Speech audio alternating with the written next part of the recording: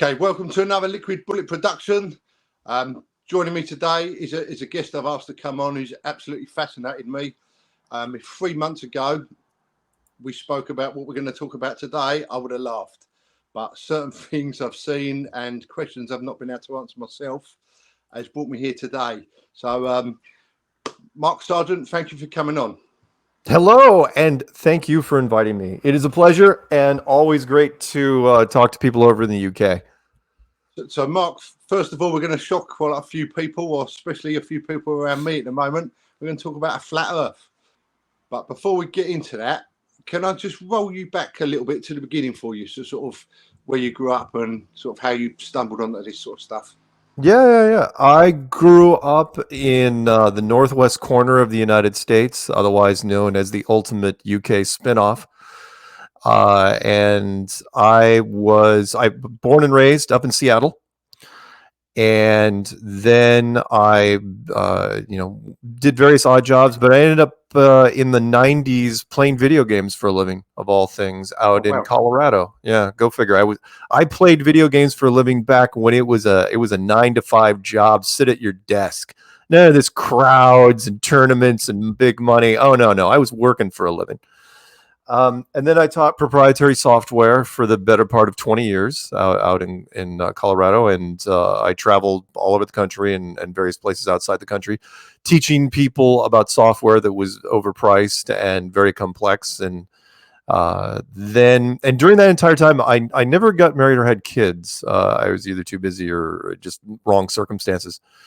And so, and again, I'm older, so I was there when the internet was new and went down a lot of different rabbit holes.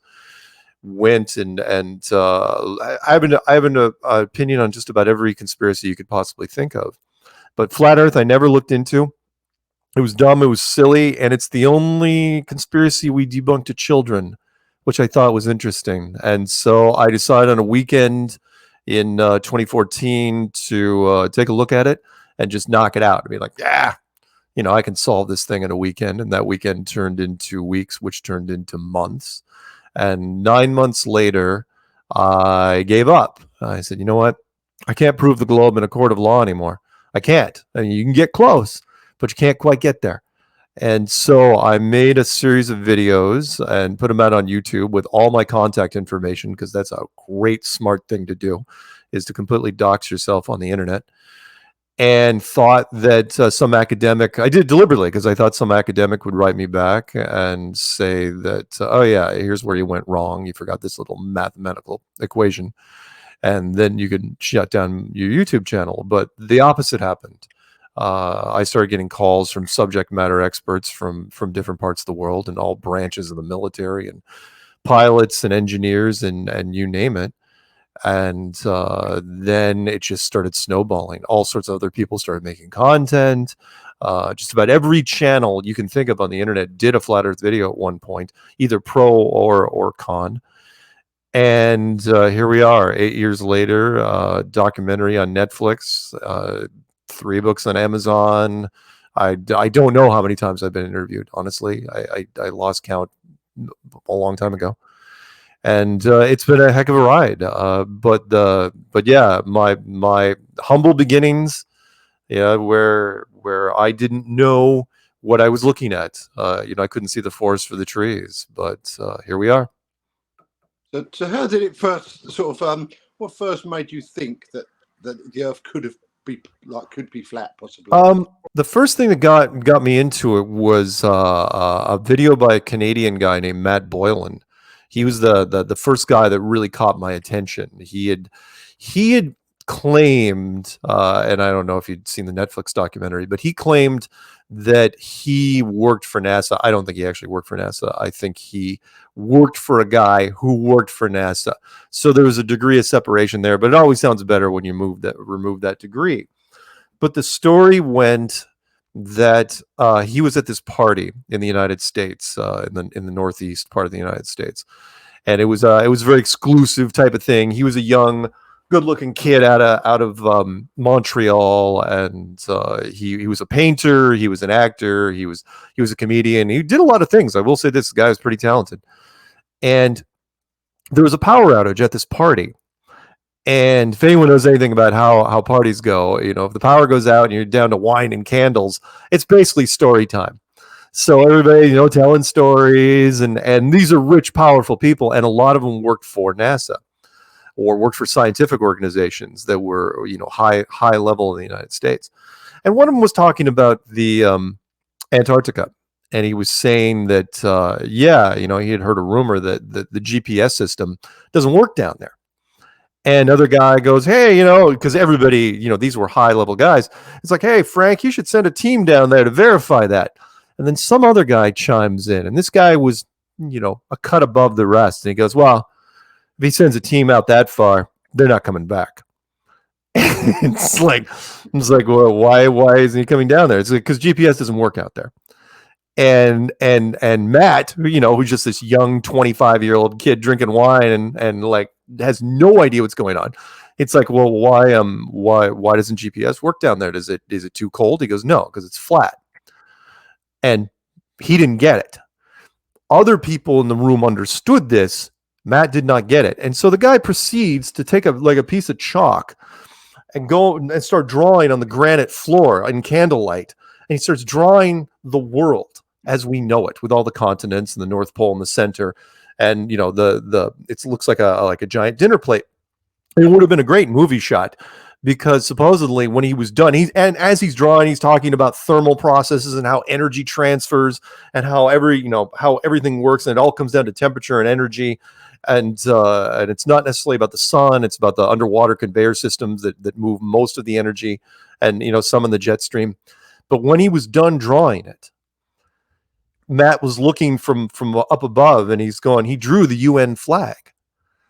And Matt, of course, even then, had no idea, could not see the forest for the trees.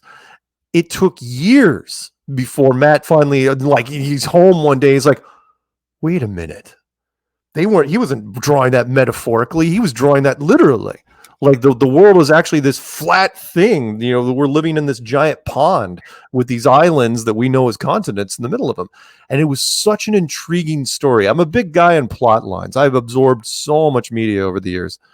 And it rang true in that it was too good a story to not have some truth in it. And so the more I looked at it, the more I looked at everything that we know about this world that has been told to us, especially since the space age came along, in the 1950s and 1960s, the more I realized that, what, this isn't nuts. And so again, that's why, and again, I was wrestling with it as I was looking at, I've got a little model for you. I was looking at this world, right? Looking at what the world would be like if it was like this, a big snow globe, where the North Pole's in the center and Antarctica is the only continent that doesn't look like it normally does. I was looking at it, like, from a design standpoint, what are the flaws in this? And the more I stared at it, the more I realized it's like, yeah, you know what? I couldn't improve on this thing. And that's how I usually qualify most conspiracies anyway, which is, does the story ring true? If you put yourself in the other guy's shoes, are the moves that they are making, does it make sense? And it did. Everything from the Van Allen belts, which were announced in 1959 at the same time that NASA was created in 1959. Right after the high altitude atomic weapons program was being launched, after the third shot, that's when NASA was announced. They locked down the upper edge and the outer edge to where the Antarctic Treaty, I'll tell you, and I know I ramble, so please feel free to stop me. At one point, the thing that got me, because I know you'll eventually ask this, which is what convinced me, right? What convinces me is not what convinces most people. What convinces most people is long distance photography. Because we have HD cameras now, we can see boats that supposedly have gone over the curve. We just crank up the zoom, we can pull these boats back into frame, which you couldn't do even 30 years ago. But what got me was the Antarctic Treaty, which was no corporation can go down and set up shop in Antarctica ever. And it doesn't matter how much money you have. It doesn't matter if you're an oil company, like British Petroleum. They should be down there right now. Alcoa, the mineral people, they should be down there right now. And they're not. And it's like this, and that was a huge red flag for me, because this world runs off greed and money and power. Everybody knows it, right? Over here in the States, you don't have the problem necessarily over there, which is you can start fracking. You know what that is? You can start fracking in people's backyards tomorrow if you want. I mean, all you have to do is throw them a briefcase full of money. You can make that happen. Money talks. But Antarctica, whatever's happening down there is so big that it's beyond money. What's beyond money? We do everything based on money, and yet they've locked down Antarctica. There's only like 5,000 people down there, and most of them are military scientists. And the Antarctic Treaty, by the way, is the only unbroken treaty in the history of treaties, and it's not even up for debate, not even up for revisions until 2041. And you think, well, 2041, that's not that far from now. It's only like 15, 17 years. It's like, yeah, but that's not when they wrote it. They wrote it in 1960. Excuse me. And then they say, oh yeah, by the way, this treaty's bulletproof for the next 80 years. What treaty? What treaty is bulletproof? None, except for that one. So anyway, sorry, I ramble. Go. That's fine. So Mark, while we're just talking about the Antarctica there, on that map you just showed, just for a few of my viewers that may not be aware of the map and the layout. So the Antarctica is at the bottom of the globe, so to speak. So right. That is basically on the flat Earth, that is basically opened up, and that is a ring around the edge of the Earth rather than being a... Yeah, so in the flat map, and I know if you're listening, you probably can't see the model, but if you take the globe and you put your hand on the top of the globe and you squish it into a pancake, the North Pole would be at the center, and all the continents would basically look more or less the same, except they're laid out a little differently. But the only continent that does not look like it should is Antarctica. So Antarctica isn't this snowy continent that looks like kind of like a snowy version of Australia. It is a giant landmass which surrounds everything. Every direction you go from the center of this world, eventually you're going to run into Antarctica. And there's no magnetic south on top of it. So that's one thing they leave out, which is, so magnetic north, we all know about that. You go down to Antarctica, and we didn't come up with this. You can ask all sorts of people. There's videos on it all over the place on YouTube. It's like, what's the compass do in Antarctica? Nothing. And it's like, look, we all know with bar magnets, the compass should either dominate north or dominate south. And when you get below the equator, eventually south should dominate. It never dominates, ever. It's always north. The north is always dominant. In fact, when you get to the outer rim, it just gets weaker and weaker until apparently the compass is almost worthless down there, which is why they rely on the GPS system, which, of course, was designed by the U.S. government. But, yeah, there you go.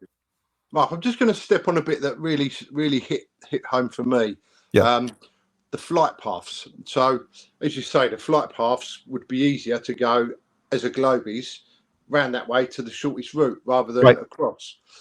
And obviously, I watched the video where the actual flight paths that are scheduled that way disappear off the map, or all planes disappear off the map. All planes disappear. Would you just be able to sort of run us through that a little Sure. bit? In fact, I'll give credit to it. I think it was a British guy who actually was the one that tipped me off.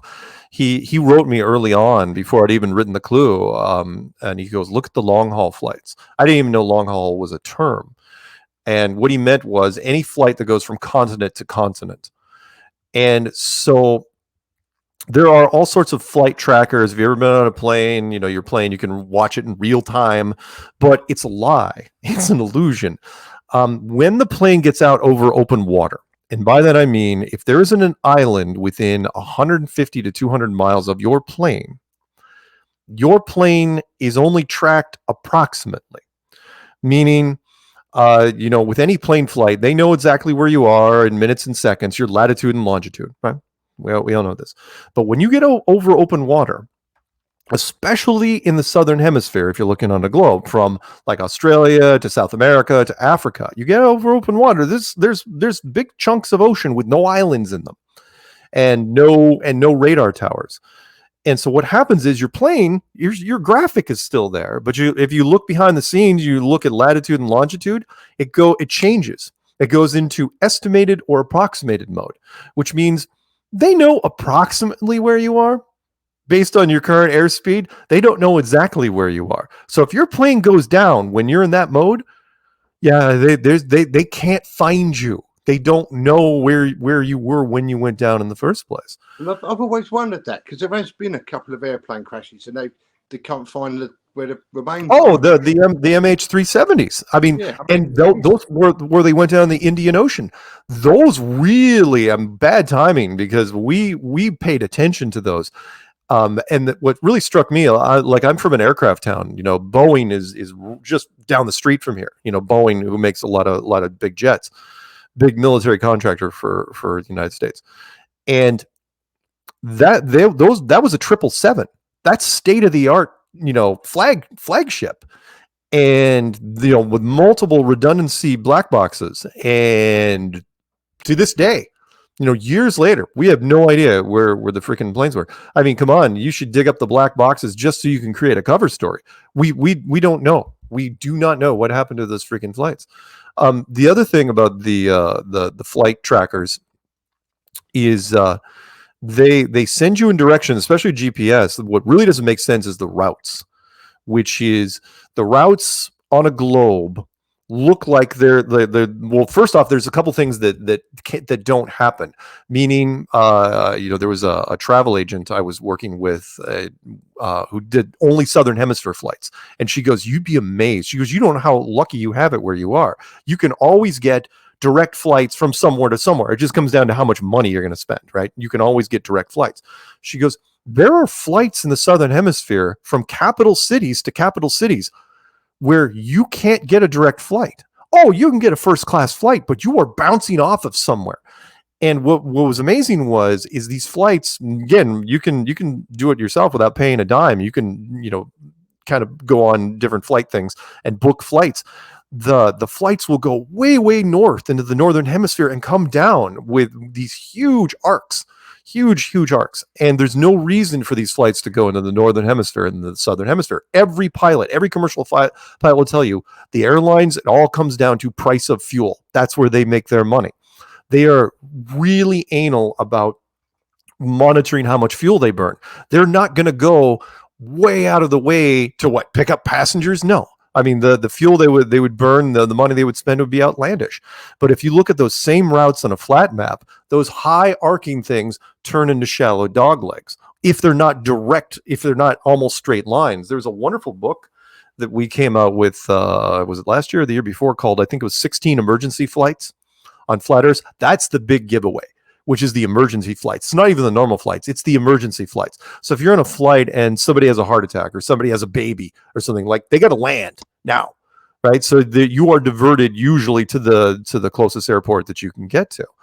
And when that happens, those flights take weird routes if it's on a globe. But if it's on a flat map, it's absolutely dead on straight. I'll give you one example, and then you guys can look it up, because I think the PDF version of that book I'm talking about is free, which is there was a flight going from the Philippines to Los Angeles, and woman is pregnant. All of a sudden, it's like, she's going to have the kid. So we got to get her to a hospital, right? Well, Hawaii is on the way from Philippines to Los Angeles. Hawaii is right there. And Hawaii, big place, lots of hospitals, all sorts of different places. But no, that plane goes north to Anchorage, Alaska. Goes you can see it on a globe, goes straight to freaking Alaska. It's like, why would the plane go to Alaska? First off, there's way more hospitals in Hawaii. Second, it's on the way. It's like, third, it's like, why in the heck would you go to Alaska for basically anything? No offense to Alaska. I love it. But and the reason is, when you look at a flat map, Hawaii is not on the way. Alaska is. You're going right by Alaska. And the pilots, The navigators don't say anything. They know there's something going on with the navigation system, but they do not say anything, because what are you going to say? What are you going to say? You're really going to, no pilot can, there have been a few pilots on our side that have come out, but most of them be like, they want to keep their jobs. It's like, you're not going to say, oh yeah, by the way, the maps are wrong because the Earth doesn't look like you think it does. So there you go. Also, Mark, while we're talking about the planes, yeah, it also always stuck in my head anyway, but if a plane's going straight, because they sit at a certain altitude, don't they? They sit at so many thousand feet. So if that's going straight and the world's curved, surely that's going to come out into the space. So where does it start to, or how would it go around the globe? It wouldn't. Doesn't make sense. That's a great point. And after this, I'll send you. There was a flight tracker video that they released the data on, where they took the side view. They took the top down view and they turned it sideways, and they showed that every plane, when the planes literally go almost prospectively, almost straight up, and then they go level, absolutely tabletop level, until they get to their destination, and they go straight down. And I have flown on many flights over my years, probably too many. And when you get to a certain cruising altitude, and by that I mean, when you get up to like 30, 35,000 feet, give or take, that plane, if it's good weather, he's absolutely tabletop flat. I mean, it is smoother than any car. You put a drink on your thing, it does not move. I mean, you are absolutely solid. And the question is, to what you're saying is, well, eventually, because of the curvature of the Earth, that plane either have to nose down constantly or nose up constantly, depending on which perspective you're taking. And because you're traveling, or pushing around 600 miles an hour, you will have to do that a lot. You're going to have to be going nosing down or nosing up a lot.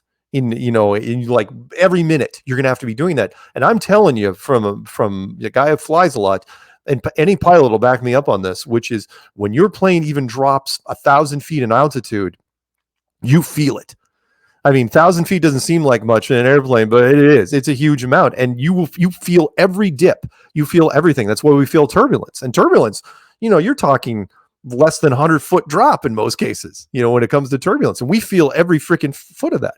So why doesn't that happen? Why don't we ever see that? And because you're right, if the plane absolutely remained tabletop level, they would eventually just go off into space. They would just keep gaining altitude and keep gaining altitude until finally the air was too thin and it couldn't do anything. Oh, by the way, one more thing along those lines, which is, remember, planes can only fly so high before their jets don't do anything. Why? Because of straight up physics, meaning reaction, opposite reaction. And I'll give you the simple version, which is, when you're walking, your feet push off of the ground. When you're swimming, your hands and your feet push against the water. When you're in an airplane, right, whether it's a prop plane or a jet, which is really just a bunch of little props, they're pushing against the air, right? In fact, a plane isn't really flying, it's swimming, more or less, right? It's just pushing, because it's the medium of the air. Well, if you're in a rocket and you're in space, what's it pushing against? Nothing. There's nothing to push against. So how are you getting velocity? Now, you can get velocity if you fire something into a vacuum, technically, but once it gets up there, that's it. You're not turning, you're not slowing down, you're not doing anything. But because they put it on television, it works. Brilliant. Remember, if it's on TV, it's absolutely true. Don't forget that. So, Mark, while we're just talking about the airplanes and the sky and stuff, obviously, when you're in an airplane and you look out the window and you're at that height, everything is flat, isn't there? You can't actually see a curve. Well, you could see like the sky is a curve, isn't it? Well, some people called is it the firmament, isn't it? What they call it, like there's a dome over us or something. Well, yeah. The firmament and what people see in planes is completely different. What people see in planes, and I'll go straight to George Orwell on this one, which is the 5 lights, 4 lights question. We have been told about the globe so many times that people get into planes, and I can't tell you how many people, I've lost count of how many people have told me, it's like, haven't you ever been in an airplane? I can see the curve from the airplane. I go, really? Can you? Fine, take a picture out your window and then hold and run that picture into a laptop or whatever and hold a straight edge up to it, right? Hold a straight edge up, but tell me that if it's still curved. If it is, send me that shot and I'll quit Flat Earth tomorrow. However, it's not going to work because I've got a wonderful Neil deGrasse Tyson video where he was talking to a group of students. And he was talking about the Red Bull jump from some years ago, where the guy jumped from 130,000 feet, and the curvature because of the wide-angle lens was extremely severe, and he thought it was dishonest. He's going, look, at 130,000 feet, you can't see the curvature. I go, that's interesting because planes fly less than 40,000 feet. And I've had unlimited people tell me that they've seen curvatures from airplanes. I've had people say they've seen curvatures from a mountaintop. I've had people say they've seen curvatures from the beach. Again, I'm not trying to be insulting to anybody. It's not that you see the curvature. You want to see the curvature. There's a big difference there. And to George Orwell's point, let me bring up this. In 1946, he wrote this thing for a scientific journal. And he was talking about how people basically, he's not a flat earther, or he wasn't a flat earther, God rest his soul. But he said that people believe science basically no matter what they tell them. If you wear a lab coat, you can tell people whatever you want, and people for the most part believe it because, well, they're smarter than me because they're wearing a lab coat. So he was saying, if you walked up to anybody on the street and you asked them how they know the world was a globe, they would just immediately snap judgment, and they would say, well, we know it's a globe. It is known. Right, Game of Thrones. It's a known thing. It's a given. Really? How do you know? And that's what he said. Right? How do you know it's a globe? And then they would realize. Then the people, everyone, again, even listening to this now, they realize it's not that you know it's a globe. You were told it was a globe. You don't have a flying car. You don't have a spaceship. You don't go up there. So who told you it was a globe? Oh, you mean the Americans? The American military? Because NASA is a military organization. They're Department of Defense.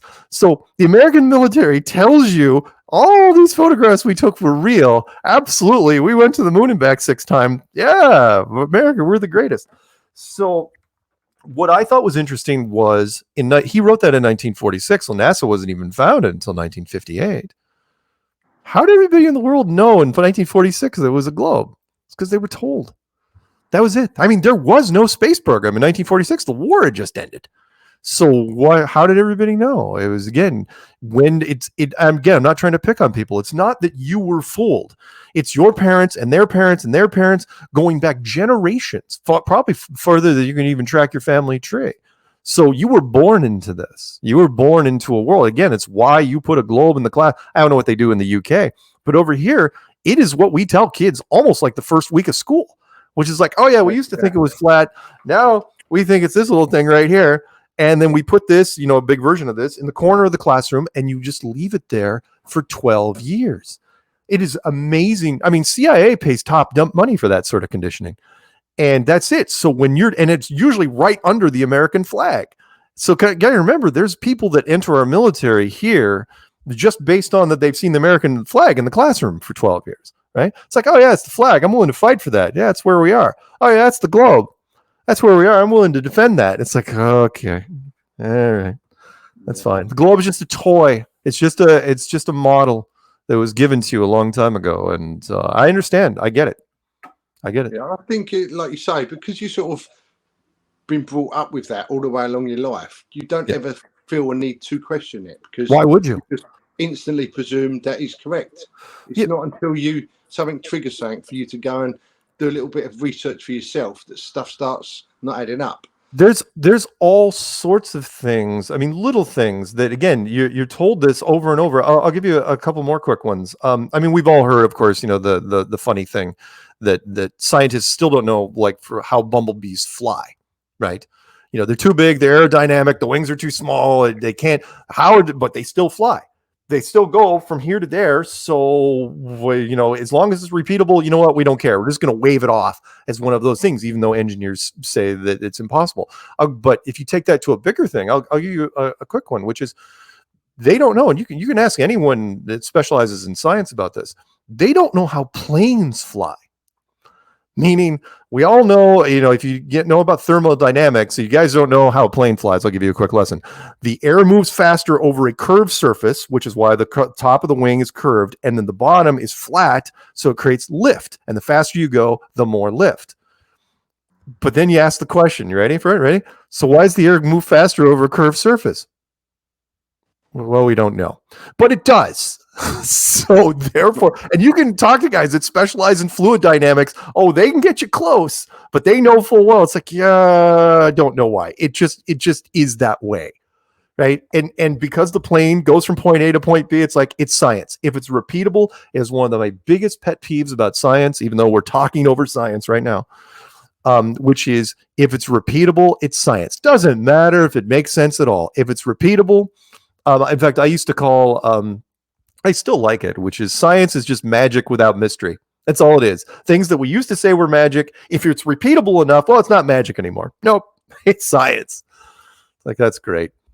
Really, really great. Yeah. Mark, can I just step back a little bit? So you're talking about if you look at a boat far out to sea, and it starts to, in your view, as far as going, which it says going over the curvature. Yeah. But like you said, if you zoom in, you can actually see that. Yeah. So could you explain what, or do you know, why does that start to look like that goes down? Is there a reason behind that? Oh, yeah. Well, and there's multiple reasons. I mean, part of it is the design of this place. Do I believe in God? Yes, I do. Do I believe this place was designed to fool, to necessarily be a trick, but to keep people from guessing where they really were? Yes, I do. The reason behind it, we'll get into that later. But yes, normally, so boat going over the horizon, the curvature of the Earth for anything less than 500 miles, because remember, it eventually would, if it's a globe, it's going to go steeper and steeper and eventually go vertical, is going to be 8 inches per mile squared. And I know people do, it's like, I hated algebra too. But 8 inches per mile squared, it's just 8 inches per mile per mile. I'll give you the quick example of it. 10 miles would be 10 times 10, which is 100, times 8 inches, which is 800 inches. So at 10 miles, it's 800 inches of curvature, which means that the Earth should have curved 800 inches. But it gets more severe. So at 50 miles, it's pushing 1,700 feet. All right. Which means at 1,700 feet, you shouldn't see anything that's less than 1,700 feet high, because it should be on the other side of the curve. It should be on the other side of the hill. Remember, there's a reason why you can't see the other side of a mountain. It's because, well, it's the mountain's in the way. Well, the Earth is basically, would be a much, much larger, broader version of that.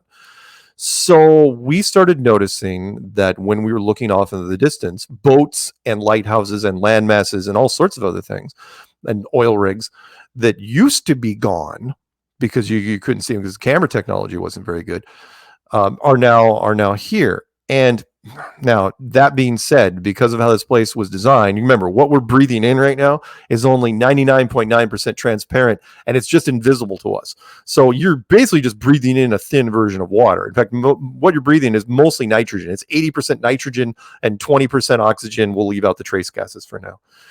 And it's highly suggestible. It can be manipulated by barometric pressure and temperature and humidity and wind and all sorts of fun things. So if you want to look off in the distance, you better hope it's a clear day. I mean, you can go back, 3 days in a row, you're probably going to get 3 slightly different results. Plus, there's also atmospheric lensing, which is never fun. Because atmospheric lensing is exactly what it sounds like, meaning the air that you remember, what you're breathing here is not nothing. So that air turns into a lens in itself, and it will chop off the bottom and the top of some things and make things look fatter at a distance, depending on the time of day and the temperature and also the other fun stuff. But overall, the tests that we have done over the last 8 years have shown the same thing, which is we can see way, way too far. In fact, the challenge I throw at people, and I'll throw in another writer after this, the challenge people I put is, show me something at like 150 miles or less that we can't see on a clear day.